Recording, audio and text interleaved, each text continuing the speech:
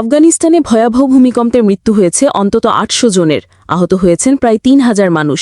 কুনার ও নাঙ্গারহার প্রদেশে এই ভূমিকম্প আঘাত হানে রোববার গভীর রাতে। মুহূর্তের মধ্যে ঘরবাড়ি ভেঙে ধ্বংসস্তূপে পরিণত হয়, অনেক গ্রাম সম্পূর্ণ নিশ্চিহ্ন হয়ে গেছে। উদ্ধার কাজে নেমে স্থানীয়রা ধ্বংসস্তূপ থেকে লাশ ও আহতদের বের করে আনছে। তবে দুর্গম পাহাড়ি পথ, ভূমিধস এবং যোগাযোগ ব্যবস্থার অভাবে উদ্ধার কাজ ব্যাহত হচ্ছে। আহতদের হেলিকপ্টারে করে নিকটবর্তী হাসপাতালে নেওয়া হচ্ছে। তালেবান সরকার আন্তর্জাতিক সহায়তার জন্য জরুরি আবেদন জানিয়েছে। জাতিসংঘ, ভারত ও চীন ইতোমধ্যে সহায়তার হাত বাড়িয়েছে।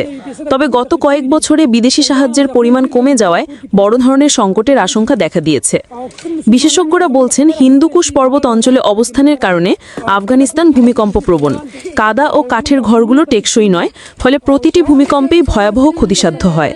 আফগানিস্তানের মানুষের জন্য এটি সাম্প্রতিক বছরের অন্যতম ভয়াবহ মানবিক বিপর্যয়। ভূঅভ্যন্তরে দুটি প্লেটের সংঘর্ষের ফলে ভূমিকম্প উৎপন্ন হয় এবং এই প্লেটের মধ্যে অবস্থান ছিল আফগানিস্তানের এই অংশটি। আফগানিস্তানের এই অংশটি হলো পাহাড়প্রীত অঞ্চল।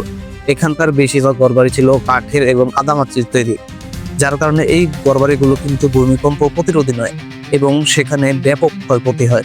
এবং এই অঞ্চলটি পাহাড়প্রীত অঞ্চল হয়, সেখানে উদ্ধার অভিযান চালানো কিন্তু খুবই কঠিন, যার কারণে ব্যাপক প্রাণহানি ঘটে। ভিউয়ার্স, আমাদের দেশের অধিকাংশ টিভি চ্যানেলগুলোই দেখা যায় যে তারা সত্যটা আড়ালে রেখে মিথ্যাটা মানুষের কাছে প্রচার করে। তাই আমরা চাই যে মানুষের কাছে সত্যটা এবং সঠিক নিউজটা মানুষের কাছে প্রচার করতে, এবং আমাদের এই উদ্দেশ্যকে সফল করতে আমাদের চ্যানেলটিকে সাবস্ক্রাইব করে পাশে থাকুন।